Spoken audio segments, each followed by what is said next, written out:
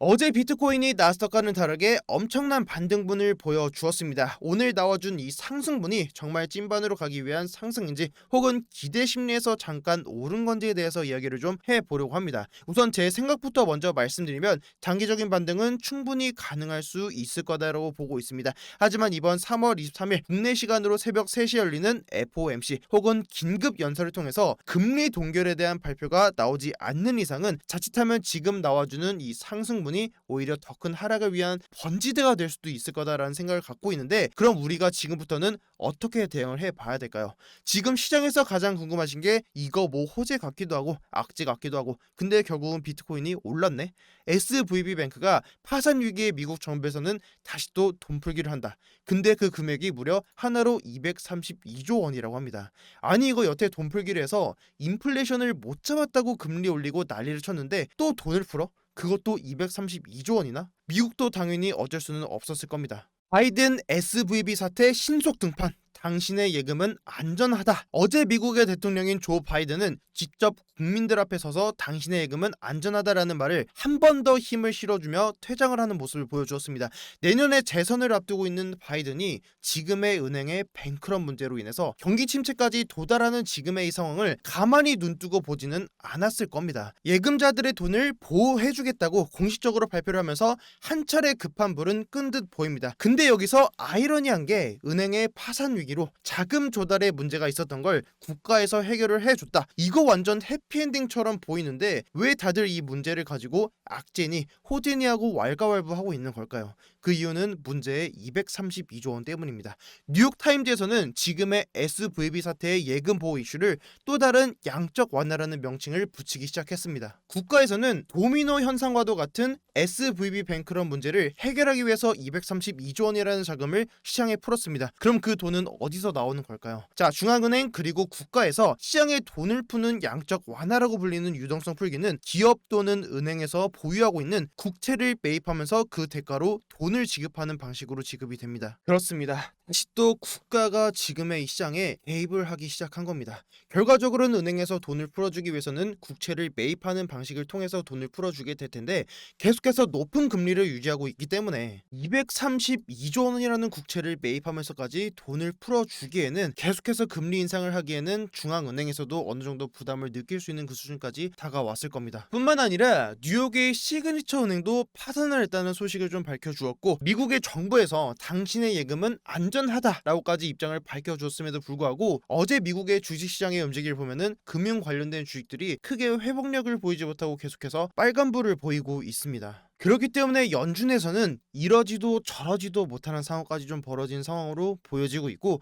그렇기 때문에 시장 참여자들은 25bp보다 더 나아가서 금리 동결에 대한 가능성도 충분히 있겠다, 27%까지 그 비율이 상승한 모습을 보이고 있습니다. 우리가 그럼 지금의 상황을 수치적으로 접근을 해보면은 현재 2023년 3월 14일 기준으로 미국의 기준금리는 4.75%입니다. 자, 우리가 작년 12월 달에 나왔던 12월 달의 점도표를 결과로 우리가 예측을 해본다면 작년 12월 달에 나왔던 2023년도에 예측하고 있는 연준에서 보고 있는 그 기준금리 수치가 5.0에서 5.25%입니다. 그리고 제가 저번에 영상에서 지금 보이시는 것처럼 1안, 2안, 그리고 추가적으로 3안에 있어서 만약에 이번 3월 FOMC에서 나와주는 3월의 점도표가 이전이랑 다른 수치가 나와준다면, 보다 더 높은 수치가 나와준다면, 그때는 우리가 이 3안에 대한 가능성을 열어둬야 된다라는 말씀을 드렸죠. 저는 현재 지금의 움직임을 봐줬을 때는 2안보다는 1안의 가능성, 그리고 1안 안에서 플러스로 3안이 나와주면서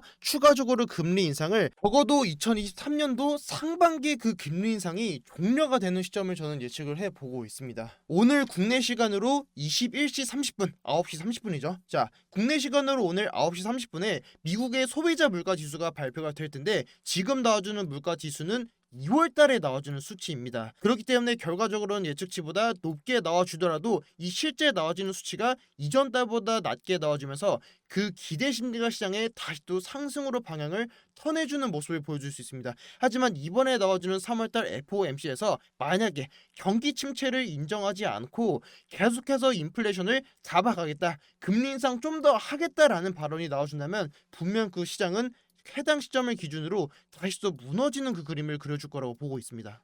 자, 그럼 비트코인 관점 안에서 상승분이 나와준다면 비트는 어디까지 상승분을 우리가 기대해 볼 수 있고 어디서부터 우리가 리스크 관리를 해 봐야 될지 해당 관점에 대해서 말씀을 드리려고 하는데, 자, 비트코인 차트를 보면은 저 역시도 동일하게 보고 있는 첫 번째 저항 자리는 직전의 고점 자리인 25.2K 라인을 보고 있습니다. 해당 자리를 돌파하는 상승분이 나와준다면 저는 비트는 28K까지 상승분이 열려 있는 구간으로 보고 있습니다. 제가 28K까지의 1차적인 상승분을 바라보고 있는 이유는 테더 도미넌스 때문인데, 자, 테더 도미넌스 내시한봉 차트를 보면은 제가 직전에 그런 말씀을 드렸던 적이 있습니다. 자, 차트가 작은 그림을 봤을 땐 수많은 파동의 움직임으로 그려주고 있지만 큰 그림으로 봤을 땐 지금처럼 하나의 채널링을 그려주고 움직이는 모습을 보여줄 거다. 이번에 제가 영상에서 바닥 구간 우드가 포기할 때 많은 분들이 숏 포지션을 봤을 때 우리가 그 자리에서는 숏 포지션 위험하다, 우리가 이제부터는 반등 구간 한번 노려보자라고 잡아드렸던 자리가, 자, 지금의 테더 도미넌스 상단부, 이 채널의 상단부 라인입니다. 비트코인 달러 기준으로는 해당 자리가 19.5K였죠. 결과적으로는 이번에 테더 도미넌스가 상승분을 보여주면서 비트코인이 하락하는 폭을 그려주었을 때 해당 채널의 상단 라인에서 저항을 받고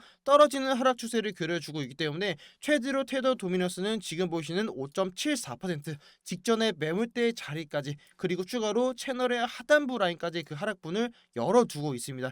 여기서 만약에 다이렉트로 테더 도미넌스 하락분을 보여준다라고 하면은 현재 가격 기준으로 하락분이 마이너스 약 17에서 18% 구간인데, 마이너스 17에서 18% 가량의 하락분을 보여준다라고 하면은 그만큼 비트코인은 반대로 올라가는 상승분을 보여줄 수 있겠죠. 자, 지금 비트코인 기준으로 봤을 때 현재 가격 기준으로 17에서 18%의 상승분을 보여준다라고 하면은 해당 자리가 대략 18K 부근입니다. 저는 여기서 급등이 나와 주더라도 내시한봉 기준에서 해당 매물대 2022년도 5월달에 나와줬던 이 매물대 라인에서 저항을 받아준다면, 내시한봉 기준으로 윗꼬리를 달아주고 떨어지는 하락이 나와준다면 해당 자리를 기준으로 저는 전액 현금화 전략으로 가져갈 거고, 만약에 해당 자리를 돌파하더라도 매물대가 있는 자리이기 때문에 해당 구간에서는 시간을 끌어주면서 다시 또 추가적인 상승을 위한 그 매물대를 다져주는 움직임이 나와줄 겁니다. 그리고 현재 구간부터 제가 말씀드렸던 구간까지의 이 반등 구간에서 제 매매 전략으로는 비트코인보다는 저는 알트코인 위주로 매수를 좀 담아가 보려고 합니다. 제가 이전에도 영상에서 말씀을 드렸지만, 자, 지금 비트코인 달러 기준 내시한봉 차트에서 200일선인 지금의 하얀색 시선을 상승으로 확실하게 돌파해준 모습을 그려주고 있습니다. 제가 이전에도 내시한봉 200일선은 비트코인 전체적으로 큰 추세를 결정지을 수 있는 자리다라는 걸 말씀을 드렸었고,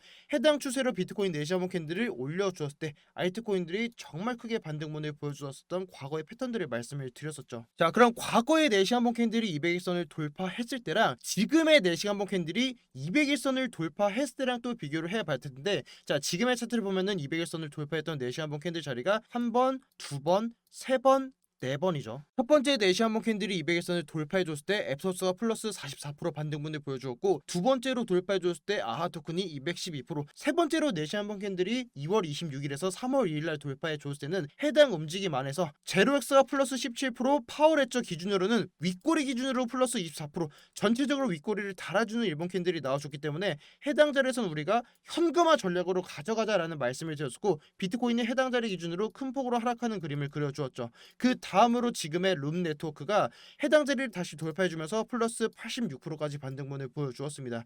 전 추가적으로 지금 구간에서 비트코인이 현재 지금 내시한봉 캔들이 200일선 위에서 돌파해준 모습, 해당 자리에서 비트가 크게 오르지 않고 횡보만 해줘도 저는 지금 자리는 알트코인들이 크게 상승분을 보여줄 수 있는 자리로 보고 있습니다. 그 중에서도 제가 보고 있는 알트코인들 상승 패턴은 일본 캔들 기준으로 21선을 이제 막 돌파준 캔들 위주로 알트코인들이 정말 큰 반등분을 보여줄 수 있을 거다라고 보고 있습니다. 자, 지금도 동일합니다. 전체적으로 알트코인들이 지금 상승분을 보여주면서 일봉이 21선을 돌파 시도하려는 모습을 보이고 있습니다. 아직 캔들이 진행 중이기 때문에 해당 자리를 일봉이 확실하게 21선 위로 돌파해준 모습을 보면서 진입하시는 걸 좀 권장을 드리고, 저는 비트코인이 4시간봉 기준으로 200일선을 확실하게 돌파해준 움직임을 보여주었기 때문에 알트코인들은 충분히, 정말 충분히 상승분을 한 번 더 보여줄 수 있을 거다라고 보고 있습니다. 오늘 여러분들께서 보실 수 있는 알트코인 전략 중에서는 일본 캔들이 확실하게 21선 위에서 몸통 마감되어 있는지를 첫 번째로 보시는 걸 권장을 드리겠고, 만약에 몸통 마감된 캔들이 있다라고 하면은 추가적인 반등분 우리가 충분히 기대해 볼 수 있을 거다. 네, 오늘 영상은 이렇게 해서 정리해서 여러분들께 찾아뵐 수 있도록 하겠습니다.